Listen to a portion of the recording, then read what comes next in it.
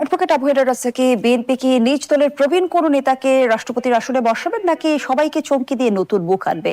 আপনার বিশ্লেষণ কি বলছে? রাষ্ট্রপতিকে গুরুত্বপূর্ণ এই কারণে অধ্যাদেশও জারি করতে হয় পার্লামেন্ট যখন থাকে না।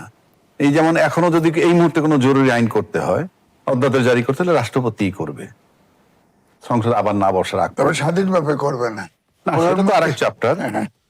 আর কিন্তু প্রশ্ন হচ্ছে আপনি রাষ্ট্রপতি কাকে বানাবে তার আগে ভাবতে হবে এই রাষ্ট্রপতিকে সরাইলো কেন। এই রাষ্ট্রপতিকে সরাইলো কেন যদি আপনি বুঝতে পারেন তাইলে বুঝতে পারবেন যে কাকে বানাতে হবে। এই রাষ্ট্রপতিকে কি সরানো হয়েছে নাকি রাষ্ট্রপতি নিজে পদত্যাগ? রাষ্ট্রপতি নিজে যদি পদক্ষেপ মানে নিজে সরে যেত তাইলে দুই বেলায় দুই পদের কথা উনি বলতেন না।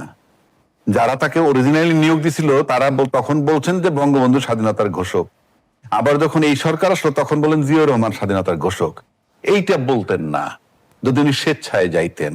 আমার বঙ্গবন্ধে থাকতে হবে, তাতে যাকে যা বললে খুশি হয়, যা বলা দরকার তাই বলবো, কি আসে যায়, এতে আর যাই হোক গ্রহণযোগ্যতা থাকে না।